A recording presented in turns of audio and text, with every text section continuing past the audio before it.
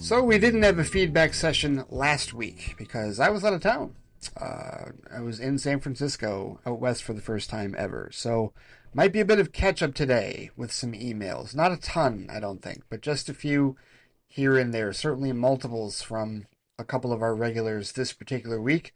A little bit of news and whatnot to talk about, but we'll get right to it here. Let's not waste any further time and dive headfirst into this week's flight chat. Starting, of course, with John R., who customarily has a gaggle of emails this particular week. Let's see, we begin with this first one titled Flight Chat Brother in Arms. He sent this on Tuesday, September 9th, so it would have been a couple of days after the last Flight Chat episode we did. The Gemini summary says Jonathan shared a detailed account of attending an Oasis concert with his brother in Los Angeles. He ranked his top 10 rock concerts, with the Oasis show being his number one experience. Oh, that's a bit of a spoiler. And he also briefly mentioned a discussion about Batman characters potentially appearing in Clayface.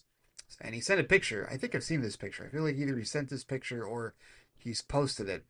But he said, number one, my brother spent 4 days both traveling from the San Francisco Bay Area to LA and being in LA. It was a great bonding experience. We've never been able to pull something like this before, but seeing Oasis together was a religious experience, he said. He was more of a fan of the opening band, Cage the Elephants, and they were good too, but Oasis is God tier, as he puts it. Nothing is ever going to top this show, in his opinion. He says, I got emotional with tears when they played Fade Away, while we're living the dreams we had as children fade away. If I heard that, I'd probably know what it was, for sure. It was an unforgettable experience, he says. Thank you, Liam and Noel, for putting your differences aside after 16 years and giving the greatest shows. The Pasadena Rose Bowl, he says, has them do 2 shows in a row. The first show had big-name stars. Wow, Paul McCartney, Leo DiCaprio, Billie Eilish and her family, Lars Ulrich and James Hetfield of Metallica, Vince Vaughn, just to name a few that attended the show. He said night 2 had a full moon. The song Champagne Supernova with a full effing moon, he says. A full effing moon ending with fireworks was God tier. I sang my heart out to the songs, he says. My brother was egassed by my standing on the highest bleachers, jumping around like a mosh pit. You and I are going to live forever. That's another lyric that he's got there. But then he's got a rank of his top 10 rock concerts. Honorable mentions, the Weird Al shows aren't rock per se, and Arlo Guthrie's folk, I don't count him as rock. But yeah, John's clearly been to a ton of concerts. To do a top 10 list of this, number 10, Nickelback 2006 Sacramento show. He says he enjoyed a couple of their tracks and had some good opening songs. Kind of outgrew them, but he doesn't mind playing a Nickelback song every once in a while. Chad Kroger answered the question, what was in fact on Joey's head, a reference to the song Photograph. I don't know. Penis cream? Okay, that sounds weird. Number 9, the Rolling Stones. He says he was a kid and he doesn't remember a lot of their songs, plus it was raining and they were outside, had to leave early. Alright. Number 8, Cheap Trick. He says, I enjoyed this show and it was my first time seeing one with my mom in like 25 years. They only played 5 songs I knew, so I was kind of lost. His number 7 pick is Sum 41. Similar to Cheap Trick, he says. They played many songs I didn't know, but I appreciated them going a more heavy metal route. Number 6, Three Doors Down. It was an acoustic set of their songs, but it kind of made the show unique. I love me some Kryptonite, so that definitely made me satisfied enough. Yeah, a lot of people wanted that in the new Superman movie, didn't they? Number 5, Noel Gallagher's High Flying Birds, 2011. He says, I enjoyed this show. I think it was pretty long. It was my first time attending a concert in San Francisco proper, which is annoying when it comes to parking. Yeah, parking is expensive in San Francisco. I will never drive there, because I will never deal with that type of parking whatsoever. Way too expensive. Number 4, Noel Gallagher's High Flying Birds 2015. Okay, back-to-back Noel Gallagher shows. He says, I like that it wasn't as long as his last show. Number 3, Bruce Springsteen E Street Band. Well, my dad's seen Bruce 20 times, he says, and I'd never been to a show with once except this one occasion. It was the first time I had been to a concert where I smelled a joint, but man, he is a guy people should see at least once. I've heard people say that. Christopher Titus is absolutely, like, he did a whole routine on Bruce Springsteen in one of my favorites of his stand-ups. Number 2, Ringo and his all-star band. Definitely a lot more variety. I recall Joe Walsh being there, he says. One of the guys from Men at Work, Land Down Under, and it was my first time, and I brought our dads to a show together. All right. A little bit of punctuation missing there. And number 1, Oasis. Absolutely. This was the first time I saw a rock show with my little bro since 1997. It can't be topped. When I see Beach Boys in October and Jesse McCartney in November, there'll be good shows, but nothing is ever going to beat this show. It was a once in a lifetime opportunity. I don't know if I'll be able to attend another show. This might be their final tour. He sent another picture of the actual show. Said my brother Max got to see his old friends again and I got to experience Los Angeles life. I'm glad we did it. I had a road trip with my dad in 2005, flew to San Diego and drove to LA and back to San Diego. Did a trip to Dallas together in 2023. Did a couple of road trips with my mom, including one from New York to Florida. But this was our first true road trip experience. Looks like a packed show. Massive. Looks awesome.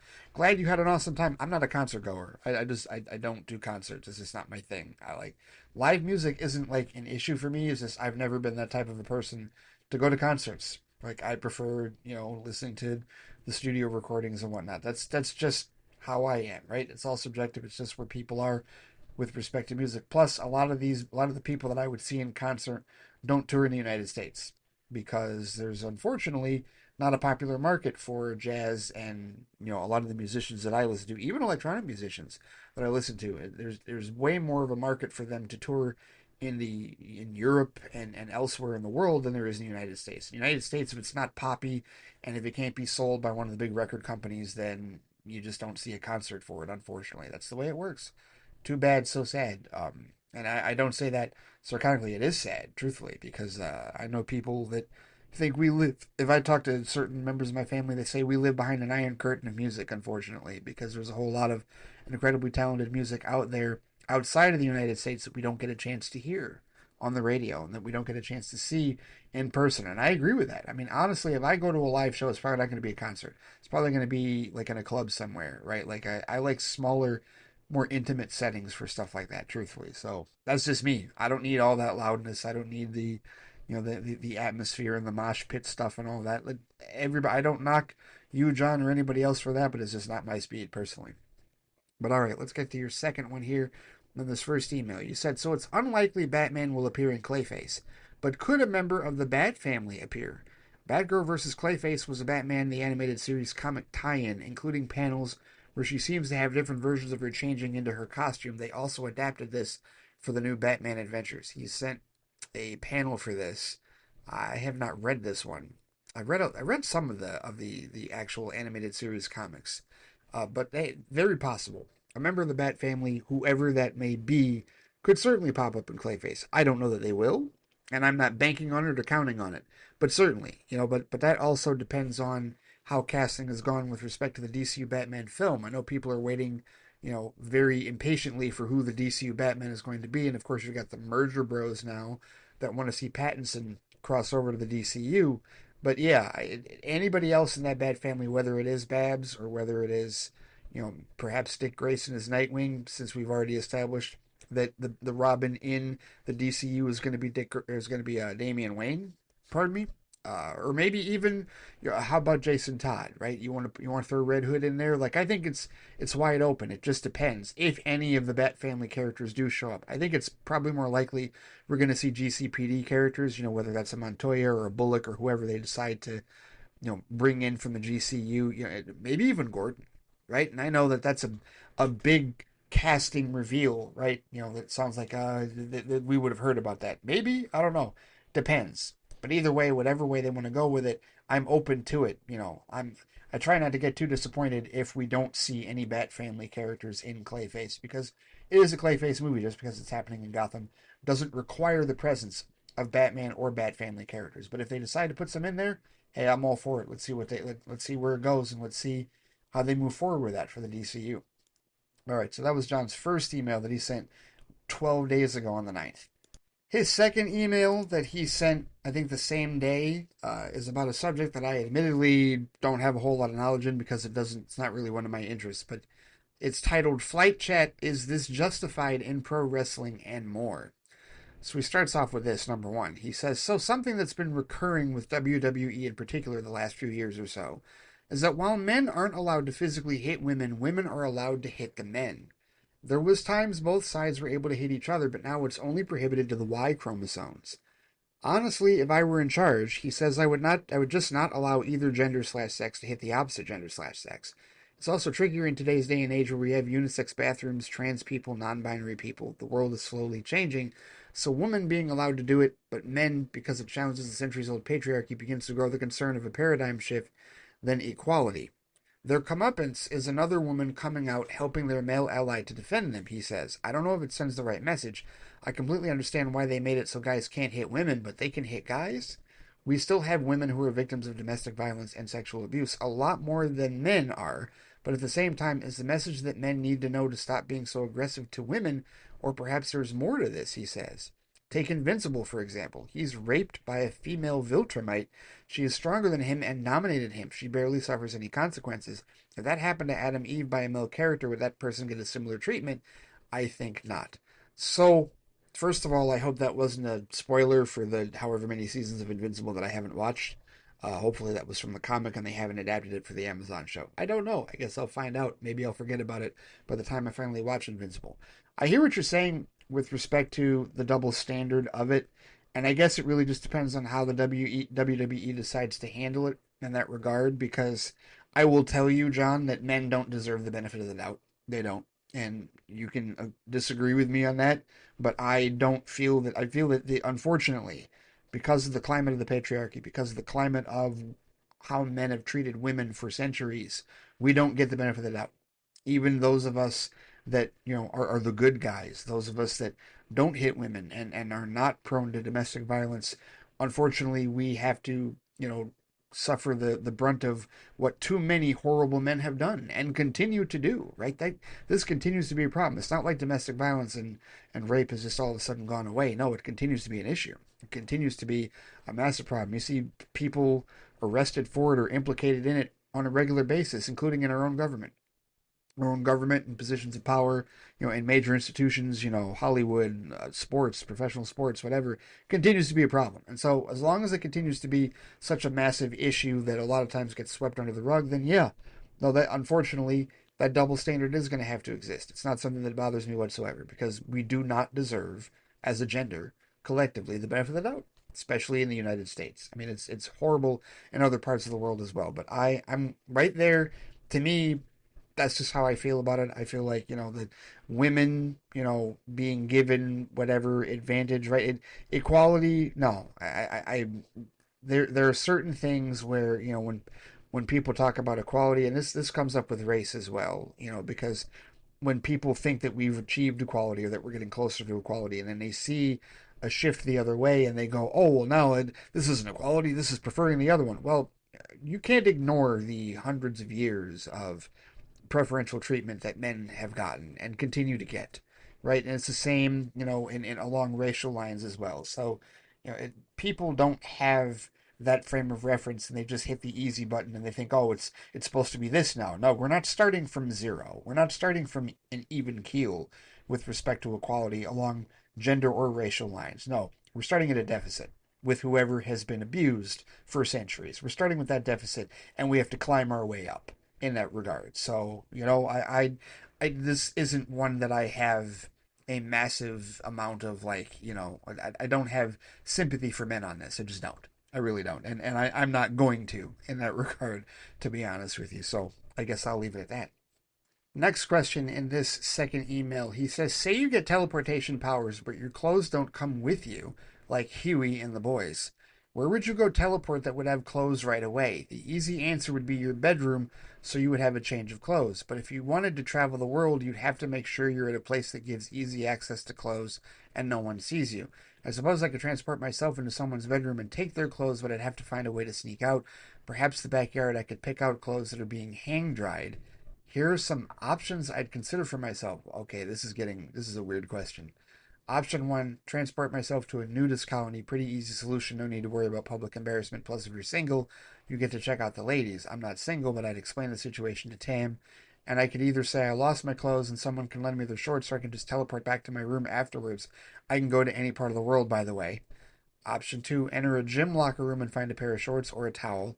Option 3, inside a building of the Salvation Army and salvage some clothes in a pile somewhere. Option 4, put a piece of clothing like underwear and money inside your mouth. They should be able to come with you if they're inside your body and spit them out after you've transported. You'll be able to have more options and won't have to hide from public view. Realistically, I don't think a shirt and shorts could fit inside your mouth. Any other ideas?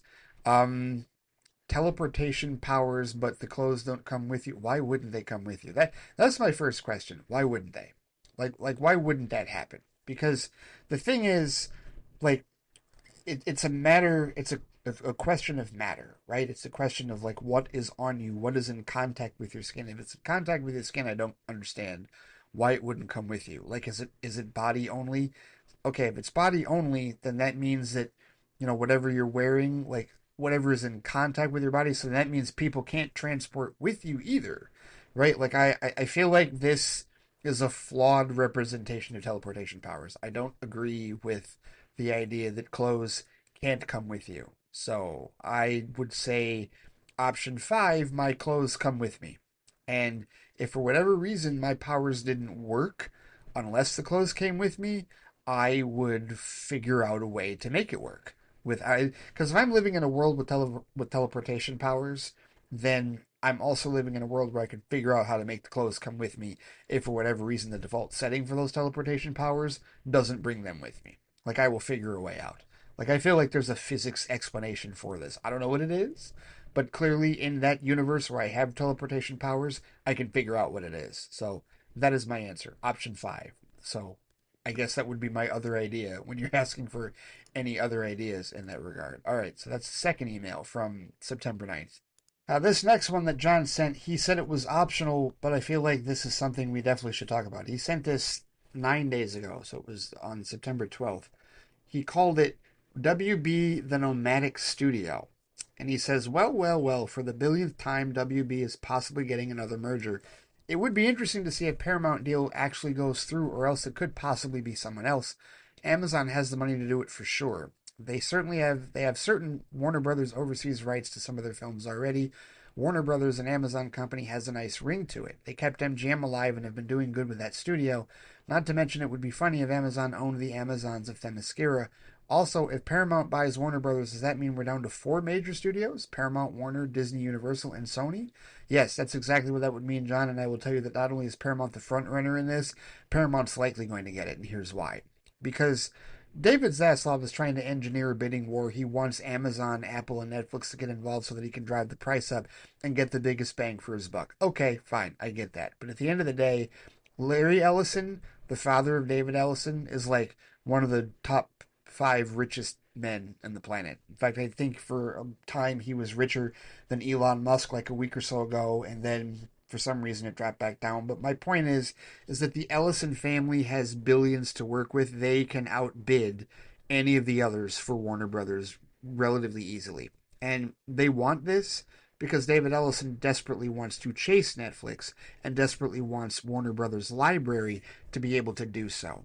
And quite honestly, of any of the scenarios, Paramount is the best case scenario for Warner Brothers being sold. And I didn't even think of this until I saw a video from Dave the Film Junkie that he sent on his Patreon, because the word is that Netflix is now possibly readying a bid as well. And this sounds like it's going to play out the same way as, remember, and I'd forgotten this too. We talked about this on Vodka Stream the other night. But in the Disney Fox deal, Comcast had also come through with a bid. And Fox didn't want to be sold to Comcast. It wanted to be sold to Disney. But it was a case where they put in a bid, Comcast Universal did, and it drove the price up, so Disney ended up paying more to get Fox. That's probably what's happening here with respect to Netflix, if they do enter in a bid to pay more. But the thing is, Apple, Amazon, and Netflix are all streaming first, theatrical second. And I've never said that theatrical, as much as I've supported streaming and the streaming age, and really tried to tell people that it's not an adversarial relationship, it should be a copacetic, a symbiotic relationship between the transition of moving from theatrical and streaming, and that they can operate hand in hand. Theatrical would just be more niche than streaming is. The problem is that Netflix is not interested in theatrical almost whatsoever. And I know they've had a few theatrical releases here and there, but Apple and Amazon definitely are more receptive to theatrical releases than Netflix. But they're not nearly, none of those three are nearly as receptive rather, to theatrical releases as Paramount is. Paramount is old blood. Paramount understands the importance of Paramount Plus and chasing Netflix, but they're still going to place an importance on theatrical that the other three are not going to. So The problem is if one of the streamers buys Warner Brothers, then theatrical and even home release will be jeopardized, right? It's certainly with Netflix. Netflix is terrible with home release. I know they've done a few, but not nearly as many as the others have, right? Like I still believe that Amazon and Apple would do home release. I know Paramount will, right? So Paramount is our best case scenario with respect to that. And I also think that not only are they the best case scenario, the Ellison family is in the best position to outbid the other three for those rights. I don't know how hard Apple and Amazon feel they have to fight for those rights, because Apple and Amazon, even though they would like the IP of Warner Brothers, even though they like those franchises, they don't need them, right? Financially speaking, they don't need them because those are both companies that have their hand in tech and other industries, that Netflix and Paramount don't have their hand in, right? So I feel like it's a battle between Paramount and Netflix, and I think that most certainly the Ellisons can outbid Netflix, and I think they will. So I would look for the Paramount Warner Brothers deal. If Warner Brothers is sold, it's to Paramount. Question is when, and exactly how much of it they're going to get. Are they going to get? They're going to get the entirety of it, like it looks like they're angling for, or is it going to be after the two split? And we get the Warner Brothers, with the streamers and studios, and then Discovery Global with CNN and TNT and all that later on. We'll see. We'll see how it goes. But yeah, I think Paramount's in the driver's seat here, and I think they're going to make it happen. Truthfully. But he also mentioned in this email, just a heads up, I ran into John Campea this weekend at a movie theater in the Bay Area. He's been traveling to different movie screenings across the land. Him and his wife are very friendly. I asked him mostly DC questions. I know you would have avoided him, but I thought it would be good to get some material for me and Tammy's podcast. He says he'll probably be back next year. If he returns, do you have any questions you want me to ask him? I'll let you know when the episode is up. Nope. I have nothing I wish to ask him whatsoever. So you have fun with that, John. I am not interested in that whatsoever. All right, on to the next email from John.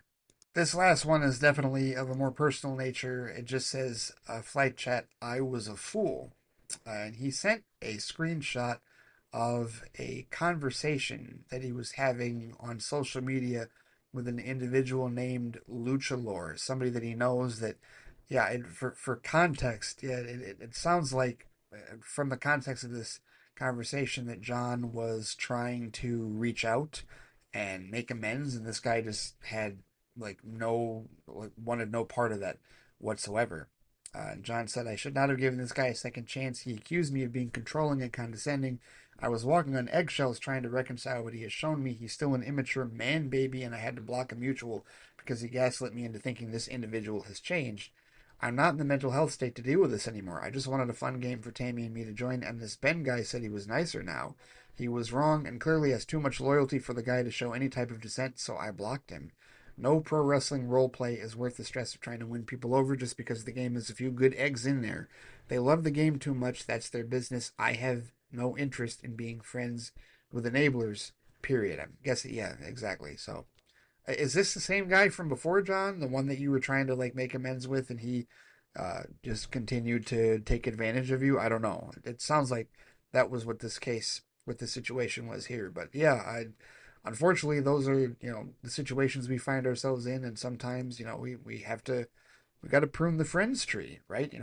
Some people are not always out for your best interest. Some people are more selfish. Some people do, you know, don't have your best interests at heart in that regard. And you got to change your social makeup. You got to change, who's in your circle and who isn't in that regard. I get it. It's tough. It's difficult, but sometimes you just can't afford to be too nice to people that are going to take advantage of you. So, yeah, that's an unfortunate situation that you're dealing with, but hopefully you will be better for it going forward, buddy.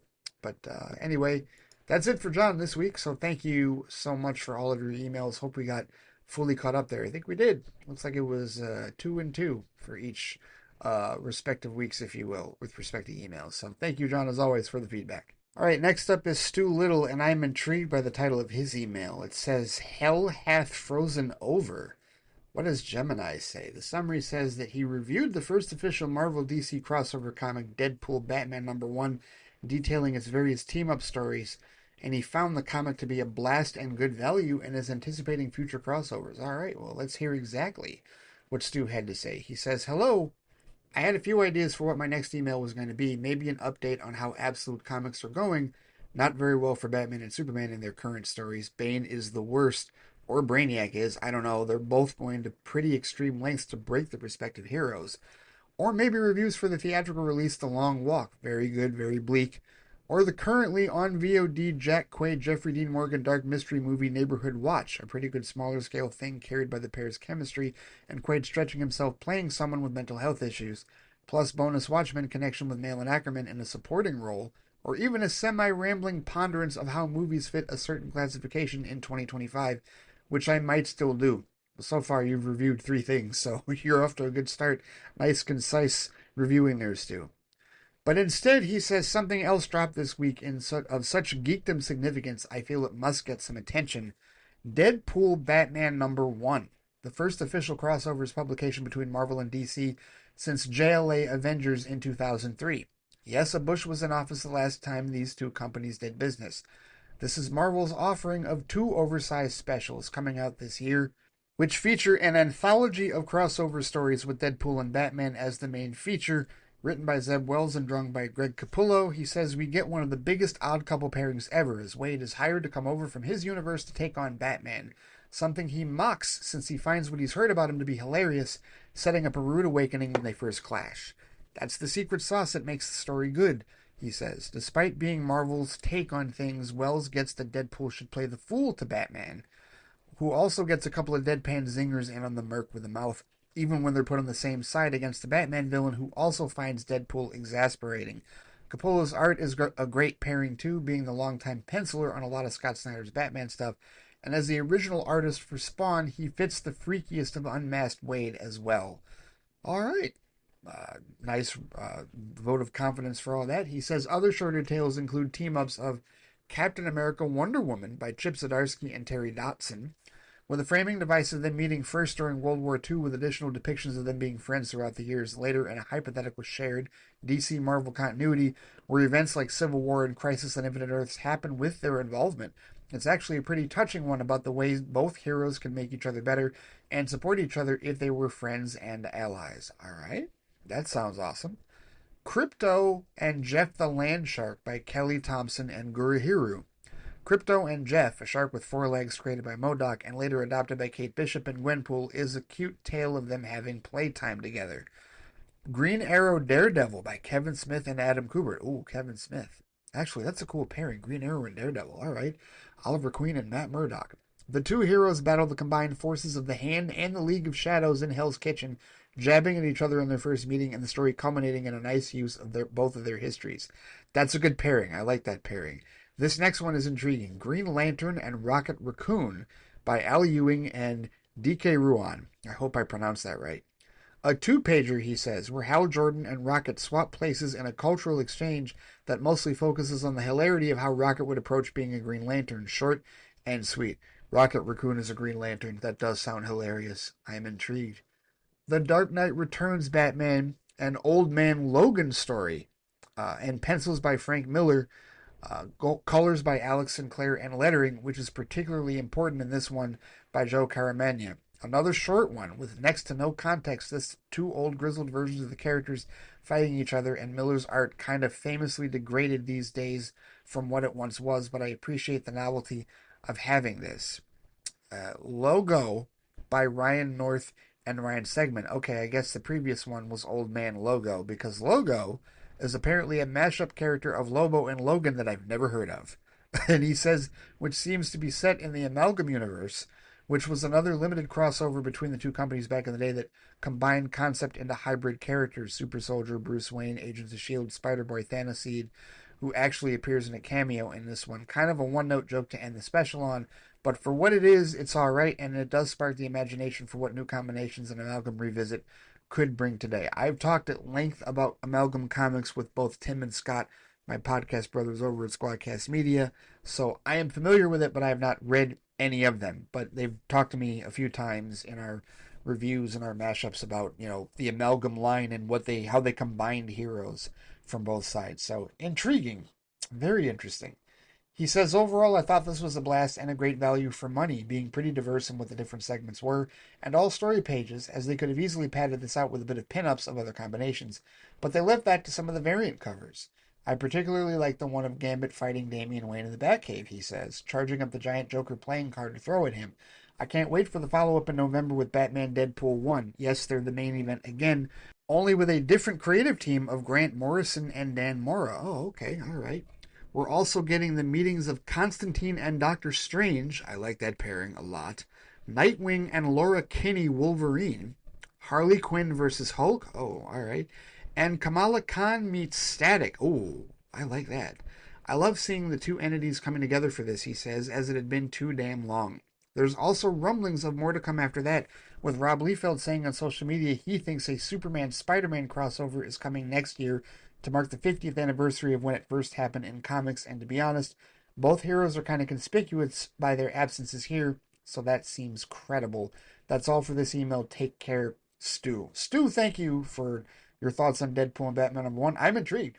I am intrigued. And this obviously, with the proliferation of the DCU and, James Gunn obviously having done what he did with the Guardians of the Galaxy and Marvel and now being in charge of DC Studios, that is definitely a fan question that I know he's been asked already, and I know many have been thinking is like, okay, how long before we get the crossover?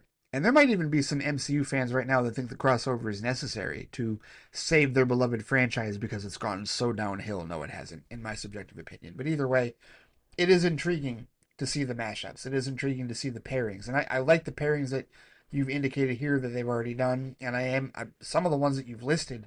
I'm curious. The Constantine Doctor Strange, that one sounds like a great idea. Like, wow, why hasn't that happened already? If it hasn't happened already, I don't know. Maybe it has. I think probably outside of that, the next interesting one, Kamala Khan and Static, like Ms. Marvel and Static. I like that. I like that idea. And then Nightwing and Laura Kinney, Wolverine, intriguing, a little bit intriguing. But the other ones that you talked about that they've done, like I'm curious to read this. That the Green Arrow Daredevil like crossover, like I'm very curious to read that particular mashup, and also the Captain America Wonder Woman. That one sounds really cool as well. So I may have to look into reading this particular comic, if you will. Deadpool, Batman #1, the first official crossovers publication between Marvel and DC since 2003, so over 20 years. All right. Well, thank you for that update. Thank you for that focus, too. Greatly appreciate that. Might be some new comics that I have to look into reading here in the not too distant future. We'll see. All right, let's continue the comic book conversation and check in with our resident Superman superfan, Waliyu Mustafa. His email is entitled, Dearly Beloved, We Are Gathered Here Today. Oh, intriguing. Because he clearly listened to the last episode of Flightcast where I talked about where I was to lead off with that. He sent this email last night, actually. He says, Hey Ray, may I first start by saying congratulations to your sister and her new husband on their wedding. Thank you.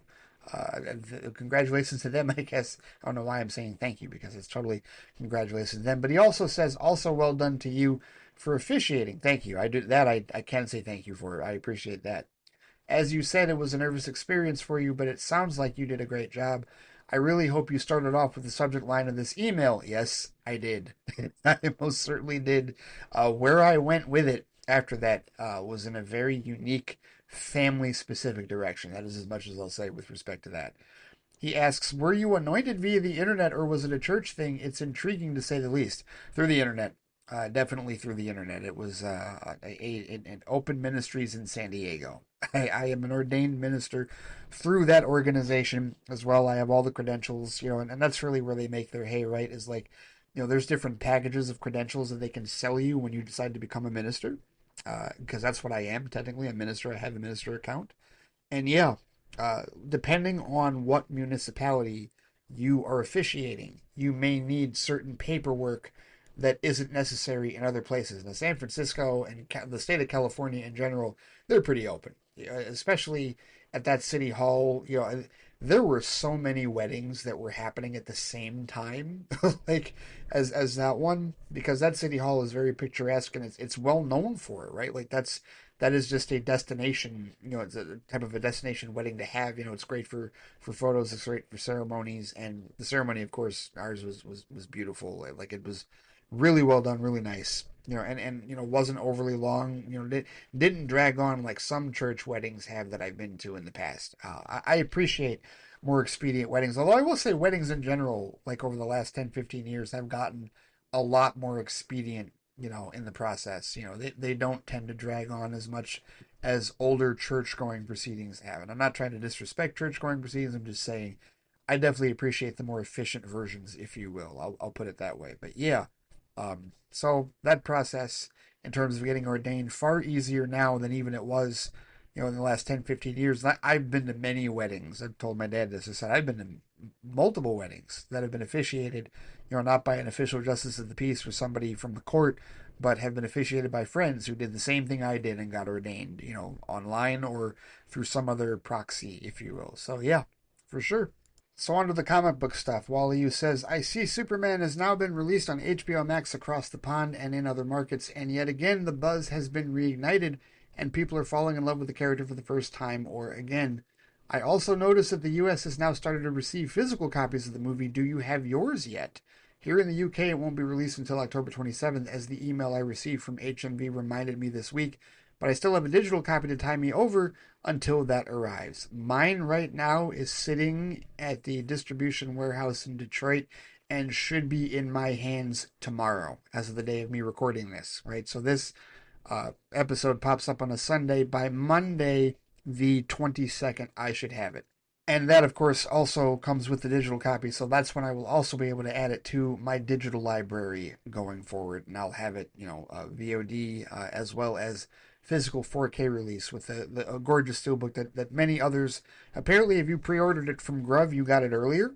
And mine would have probably gotten here before, but I had to clarify some issues with respect to payment method and whatnot because it was charging the wrong card and it wasn't working out. And Grove recently changed their system and they started going with Shop Pay as of July 22nd. But when I pre-ordered Superman, it was before they switched over.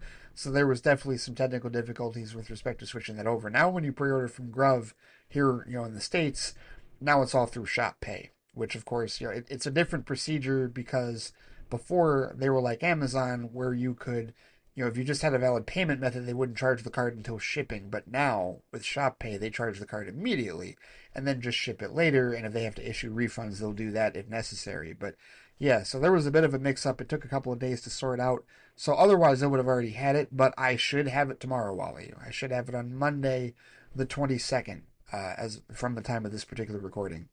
He says Peacemaker Season 2 continues to make impressive waves, and by the way, if you hadn't mentioned it, I wouldn't have caught on that the other Earth where Peacemaker's dad and brother are alive is full of white people, and white people only. That is wild.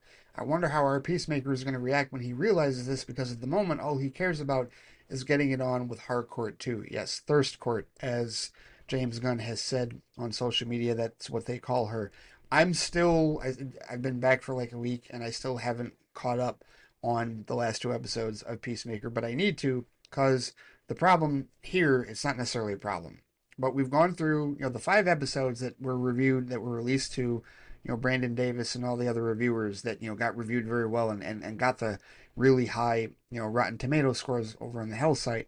Those episodes have all, released now. And now we're getting to those last 3 episodes that apparently are so loaded and so twisty that Gunn said he wanted to keep them close to the chest, right? So that means that I got to watch episodes 4 and 5, review them in preparation for, episodes 6, 7, and 8 coming up here, right? And they're not all releasing at once, but episode 6 will be out this week. So I got to get caught up and make certain that I am ready to roll, because these last 3 episodes, if James Gunn isn't overselling it, because that's what I said the other night on Bogstrom, was like, now we got to hope that he didn't oversell how seismic and how crazy cameo loaded these last 3 episodes are, right? Those are, if he didn't oversell it, then those have got to be cases where I've got to stay off threads like all of Friday morning while I'm at work, until I get home to watch that episode Friday afternoon into Friday evening, and then find out, hey, this happened, that person was here, da da da da, right? So, yeah, got to do that very soon here, probably the next day or so. In fact, depending on what kind of news there are, what kind of news there is, I might just do a Flightbox episode on Tuesday, to throw the schedule a little bit topsy-turvy for a second here, but I will get caught up. I also have to get caught up on this next thing you mentioned, because you said, I have finished both Star Trek Strange New Worlds and Foundation. Both shows stuck the landing for me, and I cannot wait for the respective new seasons. Season 5 of Only Murders in the Building has kicked off this week on Disney Plus. More on that later, but I have yet to start it as we've been watching other stuff, such as The Terminal List, Dark Wolf on Prime, and The Twisted Tale of Amanda Knox on Disney Plus. Plus, there's been a ton of football matches this week. Yeah, so I've heard that Strange New Worlds. First of all, going back to Peacemaker season 2, I've heard people say that like not a whole lot has happened in the last 2 episodes. They need to get caught up on, and now they're waiting for things to pick up. They're like, "Come on, do something! You got to get going," because a whole lot hasn't happened. I don't know about that. I feel like people are just waiting for like the big massive action and the big massive twists that have been promised. But either way, I've also heard that with Star Trek Strange New Worlds, I've heard like the a lot of the diehard fans and a lot of the longtime Star Trek fans talk about how terrible of a season 3 was, and it's going to end that way, da da da. And I personally can't wait to watch because I'm like 6 episodes behind on that. The last episode I watched for this season was episode 4, and again, it's really just there's too much shit to watch. And just when you talk about like not only in terms of things to watch, but also in terms of time and other things going on, it's like, damn, when am I gonna find time to watch all this stuff? A Space Adventure Hour was the last episode that I watched. So I've got to watch Through the Lens of Time, The Cell That Await Its Tale, What is Starfleet, Four and a Half Vulcans, Terrarium, and episode 10. Does episode 10 not have a title? Maybe it's got to have a title. Like, hang on, does it not have one in the wiki? That's interesting because it seems to. Oh yeah, New Life and New Civilizations. Okay, that's the title of it, right? Okay. Either way, I got to get caught up on that for sure because yeah, I need to talk about that. It was such a like schedule wise because of it being on the same day technically as Peacemaker, even though it releases earlier in the day and Peacemaker releases later in the evening. It's like yeah, I got to get my organization together. I really do. I've been organizing things here around the studio and whatnot, but I really got to get my watching organization in order, right? Because Foundation, I haven't even touched Foundation because I haven't even gone over to Apple TV Plus. And then you also said season 5 of Only Murders in the Building is kicked off. Yeah, intriguing. You listed a couple of Disney Plus things, but I will get to your next paragraph here. You said now I won't go too much into the political stuff. But I want to say that if it wasn't for the fact that we currently have Disney Plus for free, thanks to my partner's bank providing it as a perk, then I would have canceled it. Now, unless she gets the same perk later this year, it was a 12-month freebie, I have no intention of renewing Disney Plus. It's a shame what they have done, but reading a lot of posts on threads, it looks like they are starting to feel the pinch, and to that I say, keep the pressure on people, don't let up. I hear you. And look, I also want to make it clear because I'm sure you saw what I posted on Threads, Wally, you along with a lot of other people. I want to make this clear. Anybody that has decided not to cancel their Disney Plus, I'm hardly going to shame people for that. I'm not. I'm not going to shame people for it. And the reason I'm not is because we all have our own decisions to make with respect to how we, protect our peace and enjoy our life and whatnot.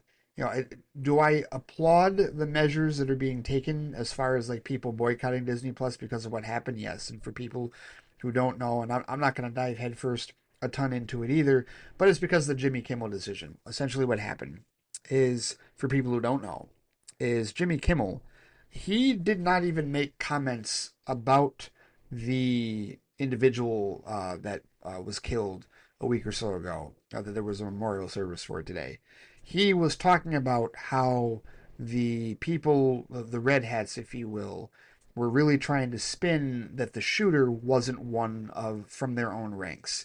And he really wasn't aiming his remarks whatsoever at the individual in question who was killed. He was really aiming them at the current administration, the current regime. And so they did not like that. And as a result of this, it wasn't just that you had two companies that own a bunch of ABC affiliates, Nexstar and Sinclair Broadcast Group. Sinclair Broadcast Group, which is extremely right wing and extremely red hattish and very incompetent as well, I might add. Not only did you have them, threaten to, preempt. Actually, they did preempt Jimmy Kimmel's show after hearing those remarks. But Sinclair also wants him to like apologize and issue a formal apology to the family of the individual that was killed and donate to that person's organization. And that's absolutely ridiculous. It is an abridgment of First Amendment rights.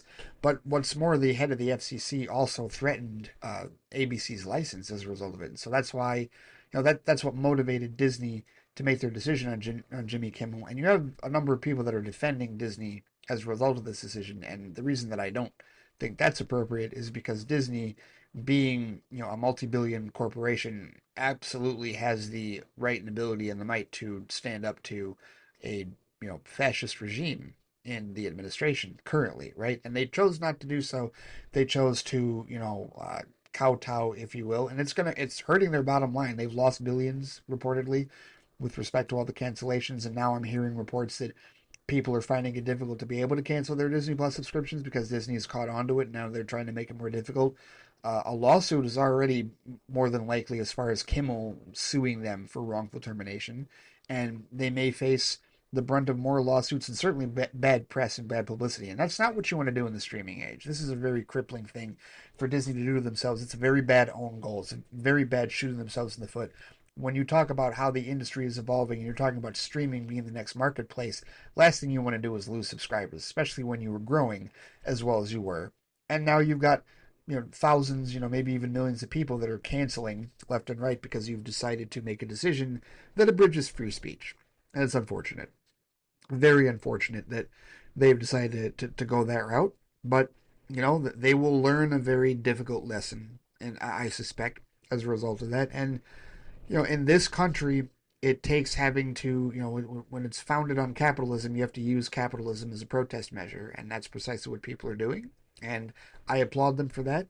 And again, in my case, that was a situation where my Disney Plus, Hulu, ESPN bundle was through my cell phone service, and that's a bill I could certainly stand to get cheaper. Truthfully, I pay more than I should.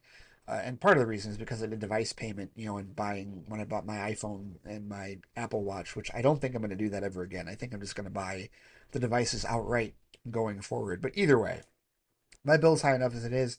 If I can shave $20 off of it by getting rid of Disney Plus, for the foreseeable future, so be it. We don't use it very often, to be honest with you. So that was money that they were collecting from me. And it was like, okay, I'm not even making it worth my while, compared to other streamers that I use. So, I have no issues with that, truthfully, as far as like putting that down. And if corporations are going to, spit in the face of the First Amendment like this just to kowtow to, fascist pressure or, corporate pressure, I mean, then they do deserve the people rising up and basically saying, yeah, we don't need you don't need our dollars. We don't need to consume your product any further. We're voting. This is where voting with your dollars actually certainly does happen because you can absolutely tell a company, I'm not supporting your bullshit anymore. You were absolutely accountable for this. And I've seen the people out there like, it's not Disney, it's Sinclair, it's Nexstar, and it's the president. It's everybody. It's all of them because they're all part of the one percenters that just want to, piss in our pocket and tell us that it's raining, right? And I don't shy away from political stuff, that Wally, so I'll talk a little bit more about it. But yeah, I hear you about it being a 12-month freebie. And I understand, what you're saying. There's no justification necessary, man. You do what you got to do in that regard. But I appreciate you mentioning that, and I appreciate you saying all of that. So yeah, I mean, as far as Disney Plus stuff, I mean, I'll just say that with Disney Plus content, if you don't get rid of your Disney Plus app, I'm not going to shame you. If you do get rid of it, I shall applaud you. And those of us that find other ways to watch Disney Plus content because they do exist, I understand. I completely understand, right? So like they were talking, and this did not come up on Marvel or on a vodka stream because I wasn't going to bring it up, and I know the other guys weren't going to bring it up. But Marvel Zombies, when does that premiere? Marvel Zombies is coming up pretty soon, isn't it? Yes, the premiere of Marvel Zombies is this week on September 24th. Now, as it stands, my Disney Plus technically doesn't expire until September 26th because, with it being monthly, that's as long as I have until it goes inactive. So technically I could watch those first, what is it, the whole thing? It's the whole thing, isn't it? Yeah. They're dumping all 4 episodes of it. I could watch it. I most certainly could watch it and review it or whatnot. Yes, absolutely. So I still have time to do that if I choose to in that regard. But I know of other means where people may be able to watch it out, and I think we all know with respect to riding the high seas, if you will. So it is what it is. This is, people don't have to get political, but people that do, because the thing is, whether you get political or not, whether you're done with politics, politics is never done with you, right? And it affects us. It's certainly in these matters, right? This is where our world intersects with politics, sadly and unfortunately. It is what it is. But yeah, no, I hear you. I probably talk more about it than uh, you necessarily intended, while you. But I agree with you. Keep up the pressure. Don't let up, because yeah, no, it's ridiculous. It's utterly ridiculous. You've got when you have the likes of Mark Ruffalo and Pedro Pascal, you've got the Hulk and Mister Fantastic, Reed Richards themselves in the MCU speaking out against this shit. Then you've messed up. You do. You've messed up. Michael Eisner's spoken out against it. Many has the unions, almost every union in Hollywood has spoken out against this, and they've been picketing again. They've been protesting again at Disney Studios. You have messed up. You've absolutely messed up, and either you're going to learn that expensive lesson, or you're going to double down and cripple yourselves for the coming streaming age as it continues. Especially if this Paramount Warner Brothers thing goes on, because now you're talking about a situation where Disney has been staving off HBO Max, and they've been staving off Paramount because Paramount hasn't even really been competing on that level. If Paramount Warner Brothers combine forces, Disney's got a problem. They do. Disney's got a problem because now the library is arguably bigger at this point, and now you're talking about Paramount, having DC Studios, right? So now it's a case where Paramount becomes a major player in the streaming era in that regard, right? And Disney, can they afford Paramount to do that while still taking on water from being the company that helped abridge, that helped push aside the First Amendment? I think not.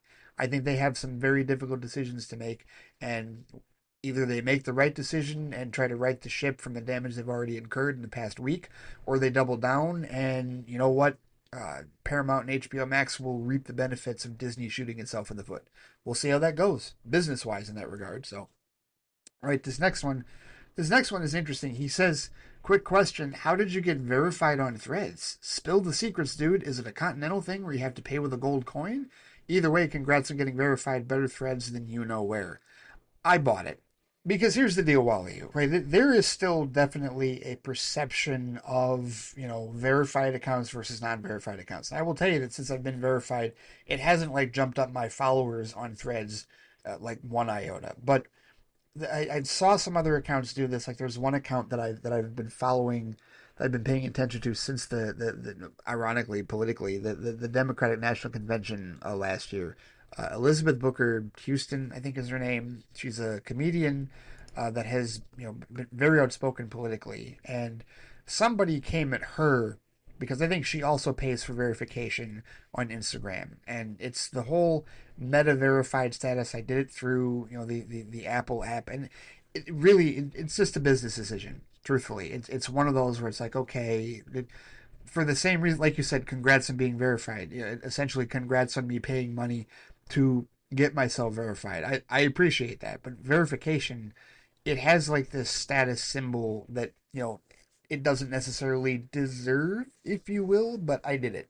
I went ahead and did it, and to forward future aims, right? The idea of thinking down the road as far as the brand of the Flightcast is concerned in that regard, and future stuff that I plan to do. But yeah, there's I guess the organic way. It's really not organic because you're still just, it's like Meta basically saying, okay, you're verified, right? And going through all this, or you can pay them money like, okay, you're verified, put it through. I mean, it's all a business at the end of the day, and it's all surface level social media stuff at the end of the day. It's just a move that I decided to make in terms of potentially helping the brand go forward for the people who maybe treat verified accounts in a different light than regular accounts in that regard, if you will. So I'm going to be transparent about it. No, it wasn't something that I earned necessarily. No, I bought it. Absolutely, I pay for it. Like you said, a continental thing where you have to pay with a gold coin. That is essentially what it is. Yes, definitely.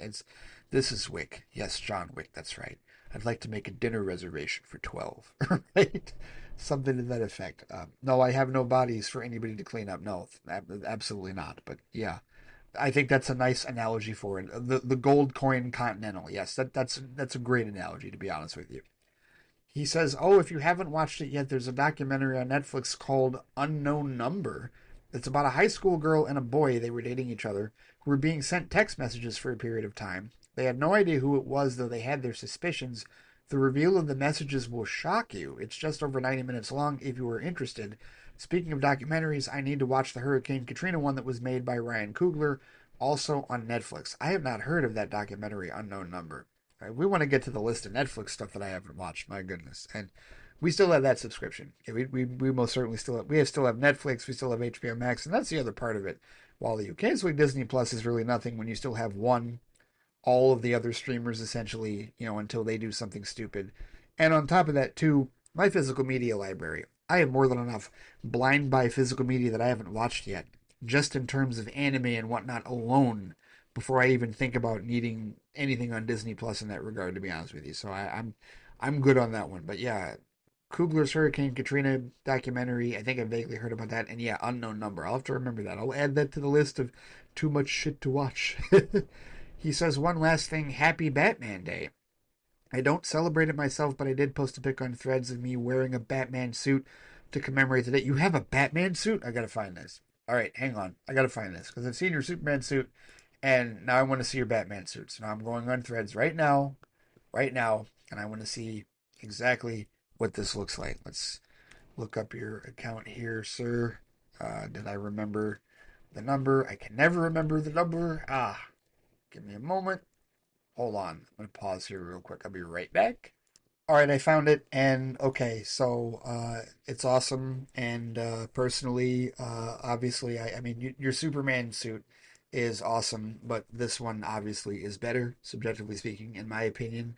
And I also love the caption, na na na na na na na black man. I love that. That's fantastic. I love it.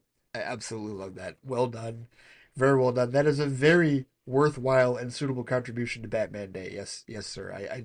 As a lifelong Batman fan, I greatly appreciate your contribution, good sir. It is very well appreciated for sure. He says, and that'll do it. It's not long gone 1 a.m. here, so I need to head to bed before Estelle wakes up for her second bottle feed of the night. Take care, Ray, and give my best to Shonda, and I hope you both enjoy the week ahead. Thank you, Wally Mustafa. Wally, as always, thank you for your input. Indeed, greatly appreciated, good sir. And yeah, I love that suit. Seriously, that is not my favorite of your suits for obvious reasons. Your other suits are awesome, but I love the Batman suit. That is really, really awesome. I almost want one like that myself. I don't know, but I don't think I'm quite brave enough as you to watch it or to wear it rather in public but that's such a badass looking suit.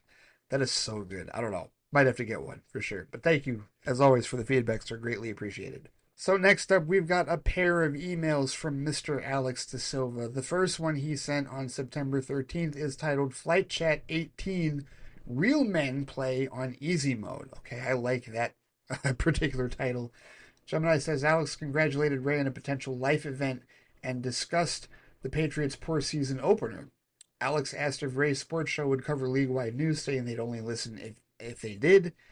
And Alex also discussed the upcoming World Cup, U.S. men's soccer team drama, James Gunn's projects, video game difficulty, and Star Trek TNG. Okay, this could go a couple of different ways. The sports thing is intriguing, but yeah, let's see how he leads this off. He says, hey, Ray, based on the vague hints you've dropped about a big life event, I may have an inkling of what you're referring to based off of what you revealed on the show in the past. If I'm right, then all I'm going to say is congratulations. I don't know if you're right, but I'm hoping that your most recent email, which you sent a couple of days ago, like clarified whether or not you're right or not. Because I don't know that you are in terms of when you said it, but we'll find out in the next email.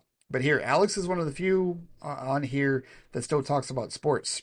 So I love talking about this. He says, so the Patriots didn't have a very good season opener. My biggest takeaway is that it just looks like the same team from last year, which is troubling. Too many penalties and too much lack of discipline. Too many suboptimal decisions made in game. It's still early in the season and there's plenty of room for improvement, but that first game was not promising. Yeah, and I was looking at them on Red Zone earlier today, and they were down a touchdown to the Steelers, but I think they fumbled. How many times did they fumble? They fumbled 5 times, I think, in today's game, if I'm not mistaken. Yeah, and they lost. They're 1-2, but they lost 21-14 to the Steelers. They did not do themselves any favors whatsoever. I mean, way too many turnovers, way too many penalties. So a lot of the lack of discipline that you're talking about seems to have plagued them in this season as well. So yeah, not a great start to the season, being 1-2, but could be worse. Could be winless. I know some fans in Houston and Miami that would absolutely kill for 1 and 2, like for one win at this point, to be honest with you. So yeah, it's a tough start, but not the worst start in the world in that regard. We'll see how it goes. He says, when it comes to you doing a sports show, I guess my question would be, would it cover league-wide news? Because if so, I'd be open to listening. On the other hand, if the show just focused on local Michigan sports, I'd have no interest in listening. No offense. I just have zero rooting interest in any Michigan Detroit area teams, so the show really wouldn't apply to me. You're free to do whatever you want, of course, just giving my 2 cents since you asked for listeners' opinions on the matter. Yeah, and so that was what I tried to do last time with the sports ball shows was obviously I had a bit more of a focus on the local teams, but I tried to go league wide. I did. Because I watch Red Zone. Red Zone is how I watch football. Like it's how I watch the NFL. That's just I've gotten into that groove over the last 5 years. It's how I prefer to watch football, and it works for me. So and it keeps me knowledgeable on what's going on across the league. Like today, for example, like watching Red Zone. Seeing the Eagles, edge out a win that they really shouldn't have got over the Rams, but whatever, it is what it is. And then also seeing the Packers. This was great. Seeing them blow a 10-0 lead late in the fourth to the Browns. The Browns beat them by a field goal. And we play the Browns next week. By the way, we're going to get our clock cleaned tomorrow night against Baltimore. I really hope I'm wrong, but I don't think I am.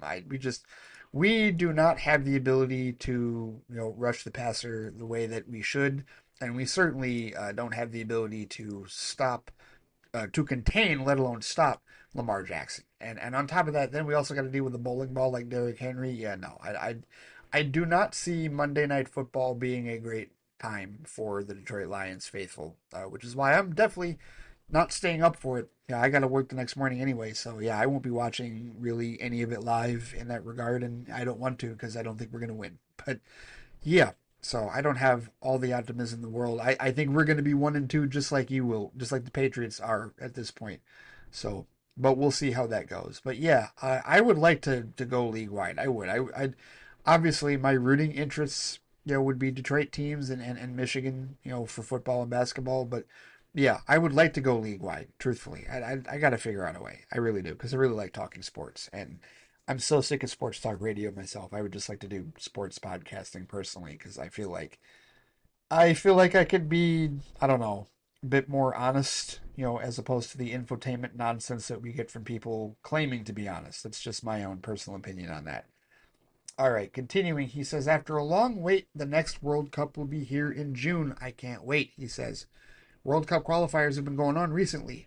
Brazil already clinched the spot as of a few months ago, and Team USA doesn't need to clinch a spot since they're co-hosting the tournament, and that gives you automatic entry. Speaking of the U.S. men's soccer team, there's been some drama unfolding there recently. Last year, the team got a new coach, he says, who's a pretty well-respected coach from the European leagues. However, even under his leadership, the U.S. men's team record hasn't exactly been dazzling this past year in international friendlies and continental tournaments. During press conferences, the new coach made some comments about how the fan base in America needs to start taking soccer more seriously and how that can help fuel the players on the pitch. And a lot of former USA players have taken issue with those comments, saying that it's disrespectful to both former players and people who've been passionately following U.S. soccer for the past few decades. Personally, Alex says I would love nothing more than for Team USA to make a long, scrappy World Cup run, because I think that could do a lot for soccer in the U.S. I'll have two rooting interests come June, Brazil and the USA, and I genuinely hope the latter can make a statement with their performance. And I understand, based on what you're saying, I'm not a huge soccer fan myself, but I understand where former players would feel that it is disrespectful for him to say what he said. But I also think he has a point, right? Because in this country, I guess one of the things that's always bugged me is I get that football is king. American football is king. I understand that. But soccer is not even regarded, I don't even think it's the fifth or sixth sport. I feel like golf is ahead of that, as far as sports goes, and maybe a distant sixth or seventh. And with respect to people in the United States that watch soccer, I don't think they even watch Team USA. I think they get into Real Madrid and all the other, like soccer leagues and whatnot, and they have favorite teams and favorite players there. So I don't feel the solidarity for Team USA like that. Like as far as the fan base and the marketing goes in that regard. And so I see where he thinks there should be a change in that, taking soccer more seriously and how that can help fuel players, right? So I see both sides of it. I see why the former players are like, how dare you say that? We were just fine. And then I can see his point in that, it should evolve. It should be a stronger presence in the U.S., and it really isn't. At least from my perspective, it isn't. I don't know. Maybe they're saying that it is.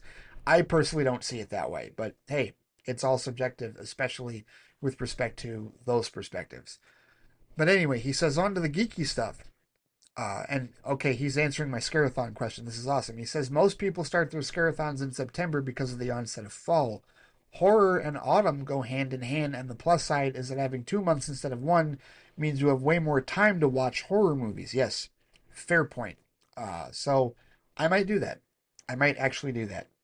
There's a couple of movies that I watched on the flight to and from San Francisco, one of which I did totally review on Patreon, The Iron Giant. There's a couple more that are not scary movies, uh, that they're not part of a Scarathon that I still need to review.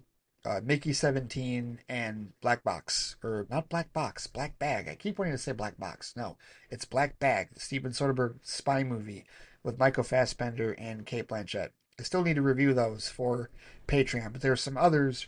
There's some spooky movies that I have blind bought in the last year. Like that Hellraiser set that I reviewed earlier this year, Hellraiser Quartet of Torment, that I need to watch and give my thoughts on. And there's some other spooky movies, a few in particular, that I've been told are like really terrifying that I really want to watch and really want to give my thoughts on. So maybe I'll start that this week because fall technically is tomorrow, right? Is it the 22nd? I think so. So yeah, great point. I'll have to look into that. Next question he asks, do you think Gunn is trying to do too much with Gods and Monsters in terms of the number of projects that are being planned and are still being introduced? No, I don't. I don't think he's doing too much because it comes down to release schedule, right? This year we've had three things, right? Creature Commandos was released in animated in December, which amazingly I still have not watched to this day. Then Superman was just released in July, and now we've got Peacemaker, which is going on right now, right? And then next year it's going to be Lanterns on HBO. It's going to be Supergirl theatrical and Clayface theatrical, and then they're talking about Creature Commandos season 2. But no, I don't see where it's too much because Supergirl is in the can already in post production.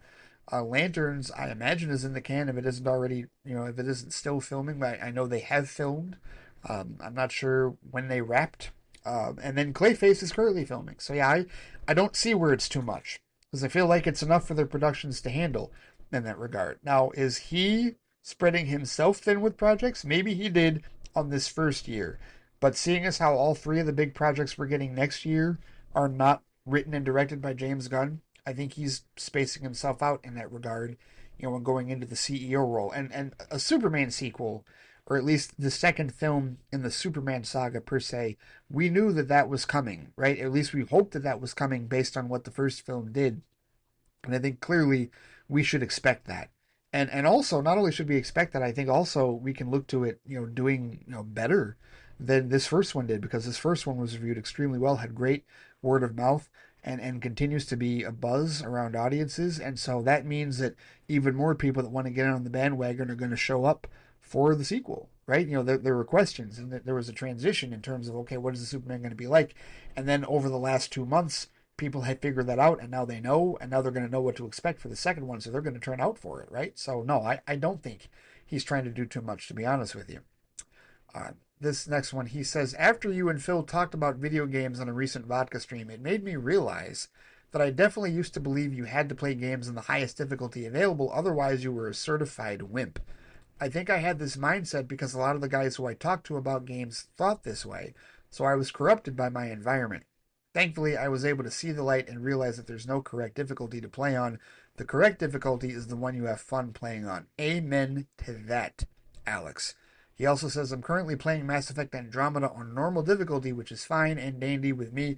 It's just challenging enough where I can't be too cocky or else I'll die, but not so challenging that I'm constantly getting killed and being tempted to break my controller in rage. Exactly, because the price of these systems and the price of these games are entirely too much for us to be sitting there frustrated. I am not paying $60, $70 a game on a console that's $400 or $500, maybe even more depending on the bundle, just so that I can be angry and pissed off. It's so stupid. And I don't know if I've told this story or not. If I have, I apologize, but I'm going to tell it again.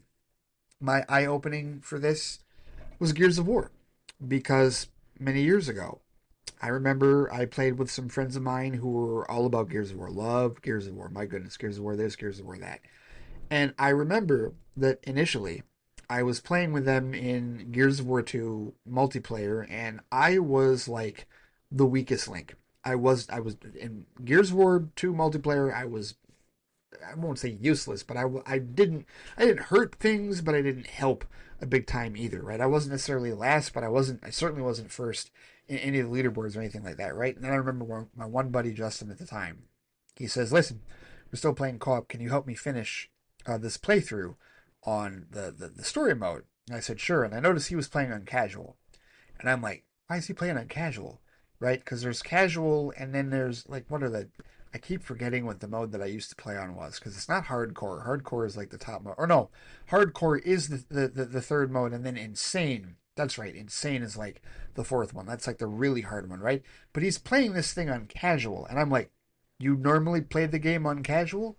And that was what clued me. I was like, these dudes, they're not playing on hardcore. They've figured this out.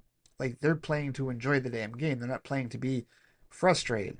And so my moment of glory, like a couple years later, was I played a ton of the Gears of War 3 beta on Xbox Live. The reason is because I wanted the Gold Lancer, and you had to play 100 matches. First, you had to play 100 matches in the Gears of War 3 multiplayer beta in order to unlock the Gold Lancer for use in the beta, and then you had to get 100 kills in with that Gold Lancer in order to unlock it for use in the Gears of War 3 game when you eventually got it later that year. So I played a whole summer's worth of King of the Hill, Capture the Flag, right? Like I played a whole summer's worth of Gears of War multiplayer. I knew all the new weapons, I knew all the new maps and all that stuff, right? So the next time I played with my buddies, the same buddies in the Gears of War 3 multiplayer, I will never forget this. This is my moment of glory. They're getting their asses handed to them by a corpser, right? And I got crawled up, like I knew about the digger launcher, I knew about the sawed-off shotgun, and so I climb up the ladder and I get up on a perch behind, and I fire like two or three sawed-off shotgun rounds into the corpse, and he blows up, and I'm like, I got him. It was so good. It was such a cathartic moment. It was such a victorious moment for me in that regard. All on casual, and I don't give a shit. I'll play Gears of War on casual. Do not care. Shonda currently is in the middle of Borderlands 4 because Borderlands is like her favorite shooter franchise right now.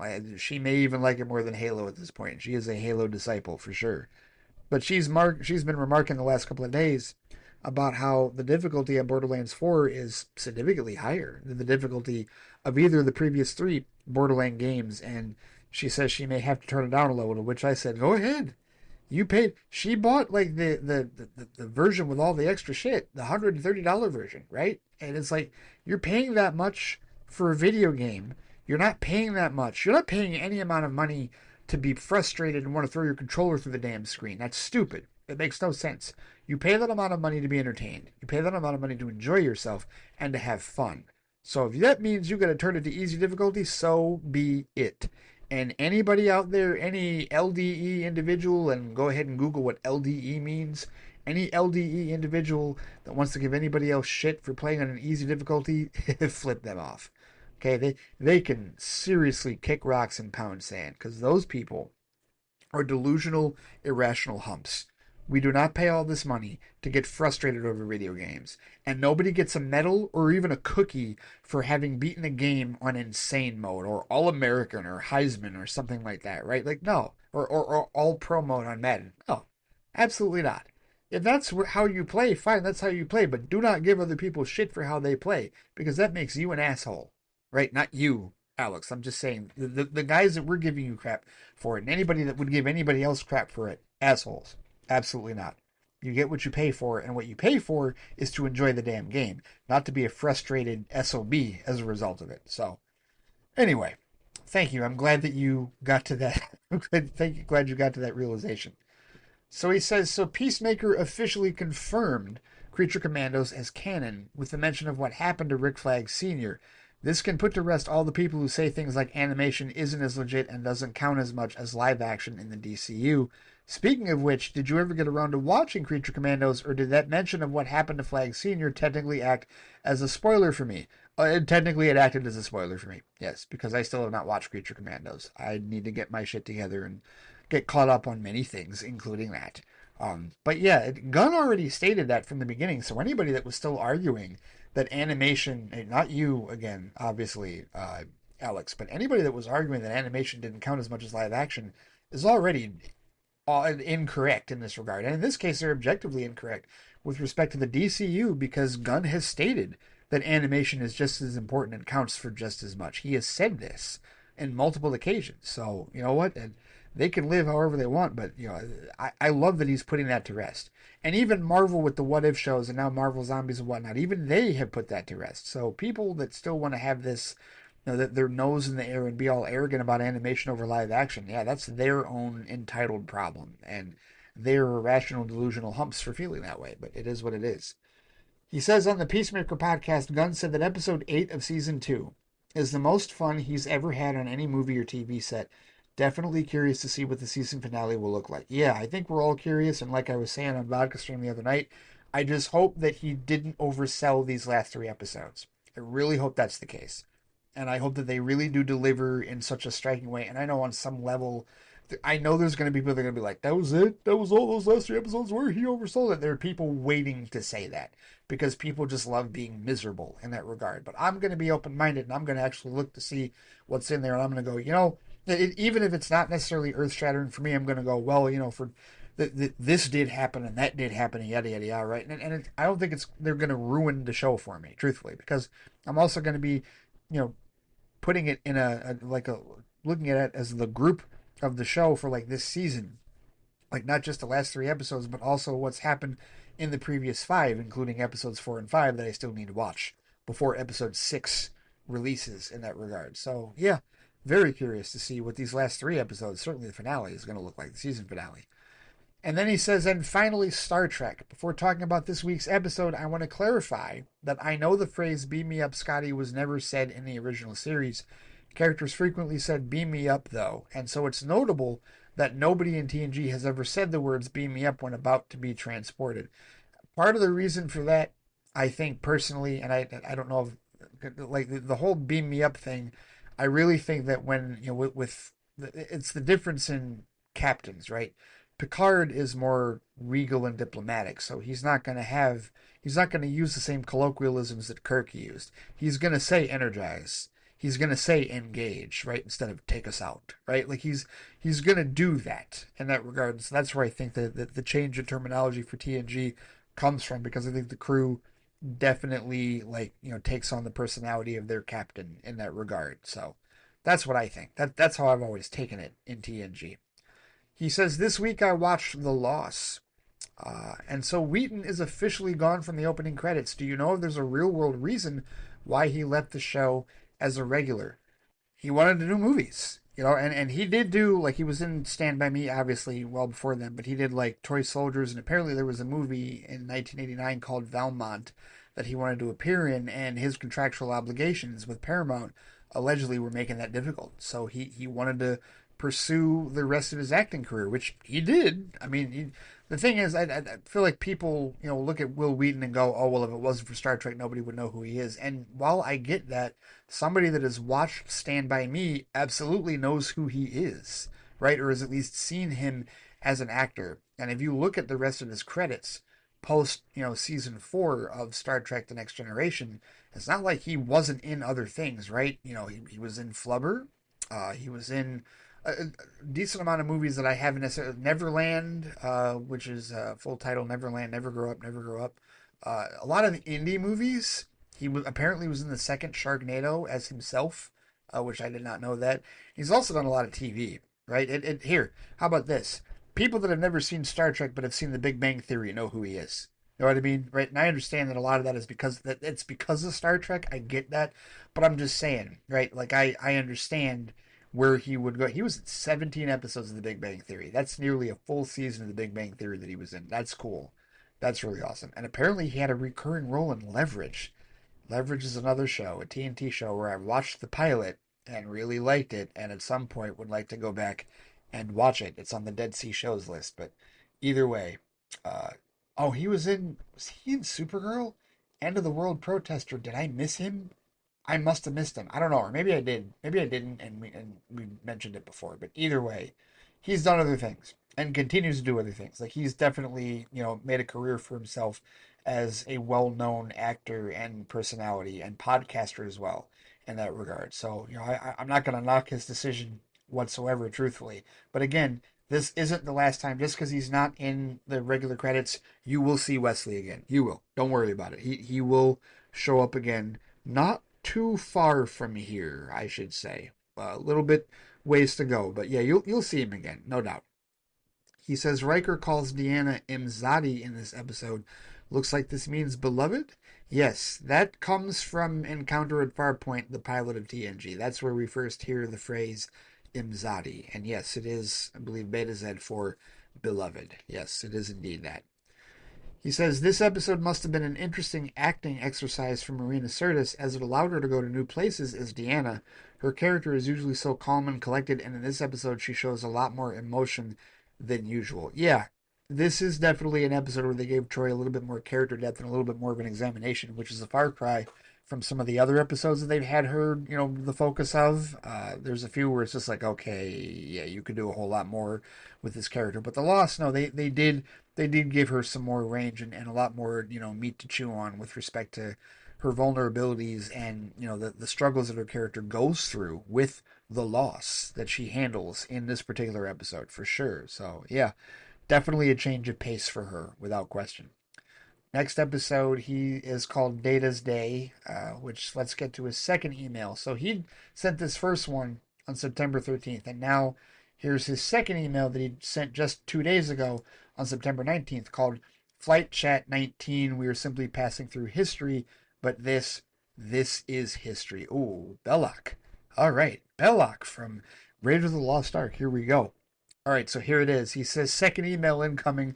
I totally thought you were about to announce you got married last weekend. Whoops, looks like I was half right, though, with it being a wedding event. Yep, I had a feeling that you thought that's what that was. No, not yet. Happening, but not yet. No, in this case, it was my baby sister and her husband, yes, in San Francisco. He says, did you see the recent comments Tom Holland made about how he's been way more active in the creative production of Brand New Day, and specifically how he said he went online and read a lot of things fans were saying, and apparently he decided to implement a lot of them into Brand New Day? I see this going one of two ways, he says. Brand New Day could be an extremely satisfying movie that fans are going to absolutely go wild for, or it could end up being a bit of a train wreck because, well, there's a reason many fans posting online aren't working in Hollywood. All right. So I didn't hear about that, but here's the thoughts that I will offer on this. One, I think it all comes down to Destin Daniel Cretton, the director, because you have to know when to pull back the reins on like collaboration with your actors, right? Because at the end of the day, you're still the boss, you're still driving the ship. So if Destin Daniel Cretton feels like a contribution that Tom Holland is making is worthwhile and he thinks it'll suit the film well, that's one thing, right? But it's incumbent upon him to, one, be that first line of decision making to be like, okay, let's rein this in. We're not going to do what, Spidey fan 359 is going to do or is saying to do on Reddit, right? Like, we're going to go in this direction. We're going to continue in this plan. It's also incumbent upon Kevin Feige to do such as well, because he's already established the paradigm of him being in the edit room and him being, a chief collaborator, with respect to the direction that these films go in for the MCU. So, yeah, it's still incumbent upon the director and the producer to keep Brand New Day in a fruitful direction in that regard. So I won't blame Tom Holland exclusively if it goes off the rails. I would put the blame on Kevin Feige and Destin Daniel Cretton if it goes off the rails. Now, that being said, the other thing that I will mention about this is that there is no pleasing all fans. There just isn't, right?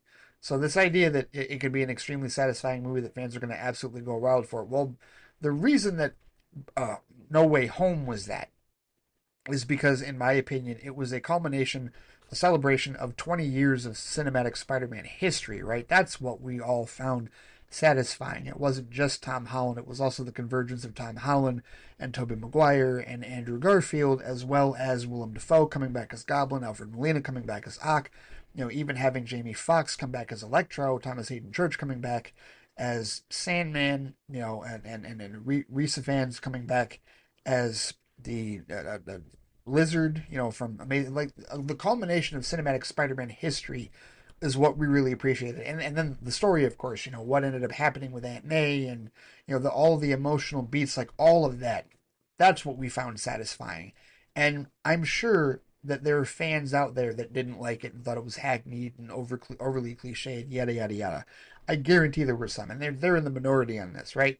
But Spider-Man, it's tough. So I wish I could tell you that Brand New Day is going to be a movie that is going to be universally approved by Spider-Man fans, but I guarantee there are going to be some Spider-Man fans that complain. And there are going to be people, Alex, that are going to complain about Brand New Day just because of the title, because they didn't like the Brand New Day comic. And whether this movie follows that comic intently or not, they're going into it with a predisposition of not liking it because they remember how much they didn't like the comic. And that's not going to be fair at all, but they're still going to go into it with that attitude, right? So that's a tough one, right? We'll see how it goes in that regard. But you're right. There is a reason many fans posting online aren't working in Hollywood because, yeah, they don't know what the hell they're doing and they're very irrational and they don't have a great head on their shoulders and great perspective to contribute to the actual production of the film. But yeah, we'll see how it goes. It's all subjective for sure. He says, I watched two absolute classics as I continue my scarathon. First up was Rosemary's Baby from 1968. Yep, I can see why this is considered a classic. The movie is pretty excellent from start to finish and keeps your attention firmly throughout. Not sure how much you know about the story, but to put it in very vague terms, it's a frustrating story about gaslighting and lies that builds to a horrifying payoff. Oh, okay. That is a different idea or a different synopsis of what I've heard the movie is about.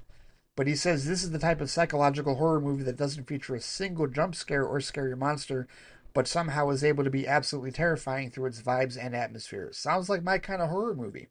I like those types of horror movies, so I am intrigued. Perhaps I will add that to the list of too much shit to watch. Rosemary's Baby 1968. I'm pretty sure it's been remade a few times, hasn't it? He says also this movie is the definition of having to separate the art from the artist. Since the director is a walking pile of human filth, not gonna lie, I did get distracted a few times just from knowing that that piece of human garbage was behind the camera. I think I know who you're talking about, but let me just confirm this by looking up who the director is. And in fact, yep, okay. Yes, I know exactly who it is. For people who do not know, I will go ahead and say the name that Alex refused to say. The director of Rosemary's Baby, the writer and director, is Roman Polanski. Yep, I got you. And we don't need to go any further than that. So I hear you. That is definitely a case of separating the art from the artist if necessary, for sure. And not everybody can do it. And I understand people that can't. But yeah, I hear you on that one. He says, next, I watched the original 1922 version of Nosferatu. This was the first silent movie I've ever watched. I was honestly so fascinated in just watching the actors' movements and facial expressions, knowing that this was how humans from over a century ago moved, behaved, communicated, etc. In the grand scheme of things, when it comes to the physical realm of movement, humans haven't changed very much. I found this all very fascinating from a historical perspective. Anyway, back to the movie, he says there were actually many impressive shots in the movie, such as Nosferatu rising from his coffin, his shadow creeping up the stairs, etc. Max Schreck was great in this, and no, I'm not talking about the guy from Batman Returns. Schreck was so creepy, and there were a bunch of lingering shots where he'd just be standing in the middle distance and looking toward the camera. Gave me the willies. I would not want to be trapped in a castle alone with that thing. I was also shocked to see how impressive the makeups, prosthetics, whatever the creative team used for Schreck was, because if you look up photos of him in real life, he looks nothing like Nosferatu. Another observation I had during the movie is that they kept the dialogue cards book text up on screen way longer than was necessary. A lot of times I was able to read through the text 2 to 3 times before the next frame appeared, which definitely slowed things down a bit. I could be wrong, but my hypothesis for why this was the case is the following. I don't know what literacy rates were back in the early 20s, but I'd imagine they were much lower than today's literacy rates. So I think text was kept up on screen for so long to ensure that all audience members had time to read the dialogue and information and not get left behind in terms of context. All right, so my hypothesis for that is a lot less insulting of the previous generation and a lot more insulting of our generation. And I know that you didn't mean necessarily to insult that generation of the early 20s in terms of their literacy rates, but I will say that I really think what it is that we read faster. And when I say that, I mean our attention spans are shorter, right? Because back then in the 20s, you got to remember, moving pictures for them is still a big deal. Like, they have no idea the concept of what too long is for words to be up on screen. We do because we're used to fast pace. We're used to, a mile a minute in that regard, right? Like we are used to much faster paced films, much faster paced shows. We're used to much faster paced information. We get impatient quicker than any generation in history. And so that's what I really think it is, Alex. I don't think it's that their literacy rates were down. I think it's that your attention span was short. And my attention span is short. I would probably feel the exact same way, like, wow, this is taking forever. But I would look at it and go, yeah, that's because back then they weren't in a hurry. We're in a hurry. We are. We are. I mean, look at the world that we live in. Look at the social media. Look at the instant gratification that we receive from our digital devices and from television and movies and advertisements and whatnot. Like we're programmed to think faster and to want things quicker in that regard. So I think it's less about literacy rates from the 20s and way more about they had more patience than you do. They have more patience than we do as a people. So I don't think they were slow. I think they were fine. I think we are fast. And like in many cases, impatiently fast in that regard. That's my perspective on it, to be honest with you. From a 21st century individual born in the 80s, I'll say that. He says the last movie I watched this week isn't a traditional horror movie, but its context is certainly horrific. I watched the Unknown Number documentary on Netflix. Wow, Wally, you brought this up earlier. He says the premise is this: a high school couple in Michigan, Beale City specifically, starts to receive a relentless onslaught of horrific text messages trying to break the couple up, and the texts soon turn to physical threats and start to encourage the girl in the couple to kill herself. The reveal of who was behind these horrific texts and why they were sending them is jaw-dropping, and the fact that this was a true story just makes things all the more disturbing. It's pretty scary how many crazy, unhinged people are out there.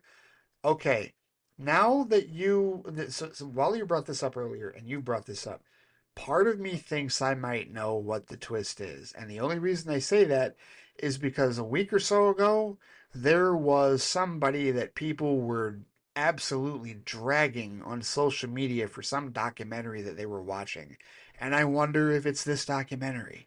I'm curious about looking it up now, but part of me also is curious about actually watching this crazy thing, this Unknown Number documentary. I don't know. But like if it's the person that everybody was dragging on threads like a week or so ago, then yeah, that is really messed up. If that is absolutely the case. But yeah, it just interesting. So that's two recommendations for Unknown Number. Okay, I'll definitely have to put that on the list for sure. We'll see when the hell I'll ever be able to get to watch that. But either way, have to remember that. And now on to more cheerful things, he says. This week for the next generation, I watched Data's Day. Yes, Data's Day. It's a classic one, The Dancing Doctor. So O'Brien got married. Good for him, he says. I think this was the first time I learned his first name was Miles. I don't remember if they say his first name before that. I think they do, but I'm not sure. He says in this episode, Data says he and Worf were both orphans saved by the Federation. Can you give me a mini recap of what he means? Isn't Data's dad still alive? I remember him being in a relatively recent episode. Yeah, but they didn't know he was alive. They thought he was dead. Remember, they thought that Noonien Soong was hiding in captivity, right? Not in captivity, but in like he was in exile essentially. They thought he was dead. Everybody thought he was dead. Data thought he was dead because they believed that he was lost when the crystalline entity attacked the colony on Omicron Theta, and he actually wasn't. It was a surprise to Data and everybody else that he actually was still alive. So he was presumed dead, as along with his mother, whose name I know but won't reveal because you'll find that out later. So that's what he means. So you have to recall that the episode in which you saw Data's dad alive was a surprise to everyone, including Data, right? So that's where that comes from. He says in the tap dancing sequence, it looked like Data definitely had a stunt double doing the more intense moves for him.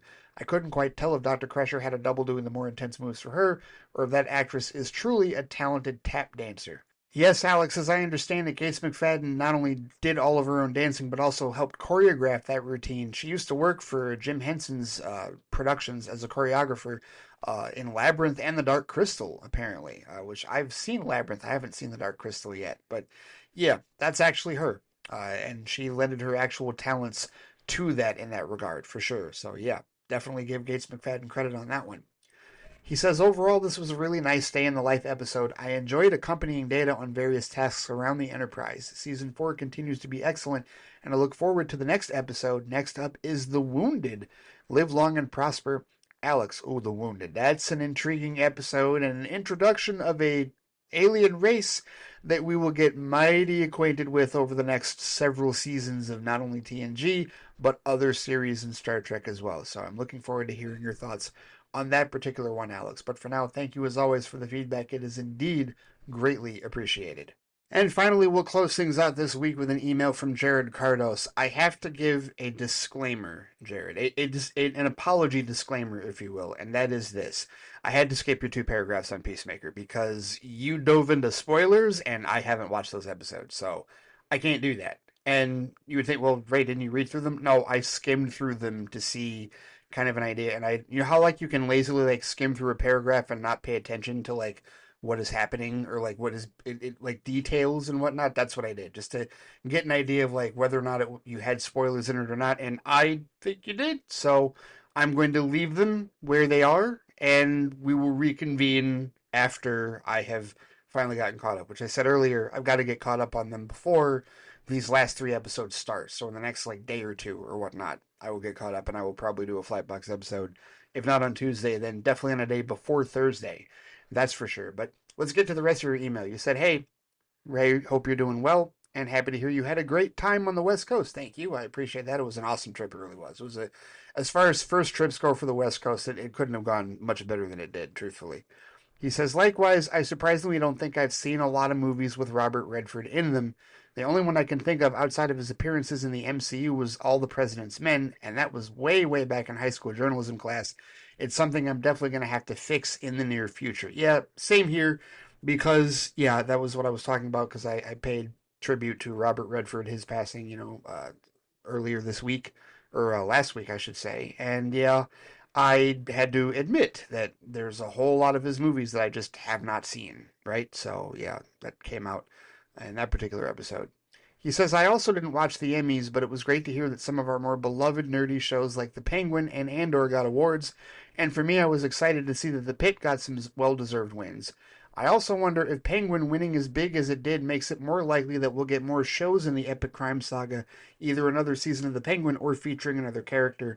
I know I'm still hoping for a series on Zoe Kravitz's Catwoman, especially if they follow through on the hint of a meeting between her and Sofia Gigante. I still think that even with the Emmy success from The Penguin, and I mean, granted, I get where people would say, well, okay, if a show does that well and gets that much acclaim, then how can you possibly not go forward with it? I think that The Penguin and the Batman Epic Crime Saga are still in a very unique situation where they were an inherited piece of success that Walter Hamada left for James Gunn and Peter Safran, but it's still not part of the 10-year plan that James Gunn and Peter Safran got the job with. So I just am still unwilling to put a whole lot of expectations that anything else other than the Batman Part 2 is going to get developed, regardless of the Emmy attention, the Emmy wins that the Penguin got. And I'm not saying it's right or wrong. I'm just saying it is the nature of the situation in that regard. So we will wait and see exactly how much the Batman Epic Crime Saga is actually going to be developed past the Batman Part 2, which we know for certain that's happening. We know that's happening. Matt Reeves talked about that recently and seemed to have a renewed energy for it in terms of getting into production for it. So yes, we know that's happening. But anything past that, we're in wait and see mode for sure. So since I unfortunately have to skip over the actually 3 paragraphs that you wrote about Peacemaker episodes 4 and 5, I'll get to what you mentioned about Patreon. You said last on your recent Saturday soliloquy, really liked your episode, and since you asked for any corrections, I'll throw them out here. Yes, I did ask for that. He says on Cassandra Cain, the condensed version of it was that when she was introduced, it was to be the newest Batgirl, which she was for years until Stephanie Brown got the title. Then during the New 52, her and Stephanie were chucked out of continuity for a while in favor of Barbara Gordon getting the use of her legs back and reclaiming the title. A few years into the New 52, both characters eventually came back. Cassandra specifically in the weekly event series Batman and Robin Eternal under the new name Orphan. She had the name for a few years, but eventually both her and Stephanie started going out by the name Batgirl, even having their own series called Batgirls, which also featured Barbara occasionally suiting up as well, and now Cassandra has her own solo Batgirl series. Okay, so I wasn't totally wrong. I just didn't have all the details. Thank you for all the details on that one, Jared. He says also Talia al Ghul was mentioned and the story point that she basically raped Batman to conceive Damian, and I will say that has been walked back quite a bit over the years, including by Morrison, where she basically slept with Bruce with the idea of conceiving his child, and when he kind of freaks out about it, she does it in secret. That aspect and the characterization of Talia, he says, is one of the more controversial aspects of Morrison's many years on Batman, and for me, it's one of my least favorite parts of the story. While Morrison was able to make some interesting stories out of it, and Damian is neck to neck one of my favorite of the Robins, I never liked that it came at the expense of taking Talia from a morally ambiguous character into a slightly vain supervillainous rapist. Thankfully, she's been better written, or written better rather, in recent years in books like Joshua Williamson's Robin and Ram V's run on Detective Comics. And that'll be enough out of me for now. Looking forward to your future episodes. Thank you, Jared, as always. And again, apologies. I can't read the Peacemaker stuff because I'm still in the bubble with respect to episodes 4 and 5. I will read your Peacemaker feedback after I get caught up on it. And you know what? I'll try and do it before the next flight chat. I'll figure a way out. Like, this is going to be a weird week trying to get through some different things. You know what? Hey, I tell you what. I will read it on Flightbox. The next Flightbox episode that I do, which will be on episodes 4 and 5 of Peacemaker, that is when I will read the 3 paragraphs that you had on Peacemaker episodes 4 and 5, because then I'll be able to like actually talk about exactly what you're dealing with in the feedback. But as far as the clarifications with Cassandra and Talia, thank you very much for clarifying that. Yeah, that was I did an episode of Saturday Soliloquy, which is another show that I do for Patreon. I specifically do that show on days when there isn't a Friday flight, and there wasn't one this past week for scheduling purposes. So I did a Saturday Soliloquy, and I talked about Batman Day. And that was one of the things that I wasn't certain about. Two things, really, because we talked about I talked about Cassandra Cain and whether or not she was Batgirl at one point in the comic continuity, one of the many Batgirls, because we were talking about on Vodka Stream how, when it comes to the Bat family and when it comes to Damian Wayne being the DCU Robin, that the general audience is unprepared for Batman having a son because they've never known that he had a son. And they're not going to believe, I think, they're not going to believe that it came out of the comics, that he actually had a son in the comics. They're going to think it's something made up for the movie, more than likely. And beyond that, they're also, then I think, I forget if somebody else brought up, how Damien came to be and whether or not that was that going to remain accurate in the DCU. And Phil Barker said he thinks that they'll do a tasteful version of it. And I do believe, like, I understand, Jared, why that is like your least favorite aspect of the stories, and that you don't like what it does to Talia's character. I totally understand that, and it wouldn't surprise me at all if that's also something that James Gunn is thinking as well. Just because he has or is beholden to the source material doesn't mean that he has to be completely beholden to all of it. He can change things. He can modernize things. I mean, we see what he already did in terms of, he didn't go with a classic Superman logo. He went with Kingdom Come, right? He went with the Kingdom Come version of the Superman symbol. He's also gone with what is a more recent, I guess, iteration of the Kryptonian Empire heritage of Lara and Jor-El instead of the classical interpretation that all of us are used to from Superman the movie and different interpretations and whatnot. So he's willing to make changes in that regard to suit the story. And so if that's something, if whoever's writing the script, if that's something that they want to maintain the anti-hero, or what did you call it? You said a morally ambiguous character. They want to keep Talia a morally ambiguous character and not do something so jarring as to make her Bruce Wayne's rapist. I understand that, and I will have no issues with that whatsoever, because I don't think that's necessary for the Damian Wayne story. I think you can change that and not make it quite as brutal in that regard, especially for a modern audience. So So I'm with you on that. Like, I have no issues if they decide to change that. And I think that's certainly within the realm of possibility that James Gunn does change that for sure. So, and you know, we've had a couple of live action interpretations of Talia. I mean, obviously, we have the animated series version for sure. But we've had, you know, obviously Marion Cotillard's version in The Dark Knight Rises, which is a spoiler. That's actually a spoiler for that film. But also, you know, we've had live action versions of both Talia and Nissa Al Ghul in the Arrowverse. You know, and you know, that was intriguing the way that they went that way, because that was more of the whole making Green Arrow Batman idea, right? Even having the League of Assassins involved in that regard, and then, you know, have Nissa and Talia, and basically using Oliver as, you know, to be the heir apparent for the League instead of Bruce, right? Like, that was part of what they did in that universe, and it's a what if, right? We can count that as a what if. It's Elseworlds, right? All of it that is not a comic book is actually Elseworlds and not part of the main continuity. So it'll be intriguing to see, because Talia's got to be a part of it. You would think that Talia would be a part of any storyline that involves Damian in that regard. So it'll be interesting to see how they adapt it for the screen, and what they go with, and what the backstory is going to be and how it's going to be established. But I look forward to it whenever that happens, and we'll see exactly when that happens, especially in relation to how much longer the Batman Epic Crime Saga is going to happen in Elseworlds lore in that regard. But either way, thank you as always for the feedback, Jared. It is indeed greatly appreciated, and I will read your Peacemaker episodes 4 and 5 feedback on Flightbox in the next day or two, after I finally watch episodes 4 and 5 of Peacemaker before episode 6 premieres later this week, and before we get into that home stretch of Peacemaker season 2 for sure. And that'll do it for this particular episode of Flight Chat. Thank you so much to everyone who sent in emails this week. Thank you to John R. Thank you to Stu Little. Thank you to Wally Mustafa. Thank you to Alex De Silva for his emails. And thank you to Jared Cardos as well for his comic knowledge and emails as well.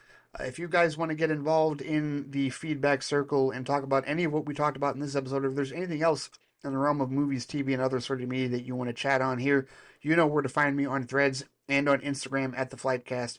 There's also the Flightcast Facebook page. I'm also on Blue Sky at Flightcast. You can comment on the posting for this episode on the Flightcast YouTube channel, and of course I can be reached by email at ray@theflightcast.com. All right, take care, stay safe out there, have a great week, and I will see you all next time. Take it easy.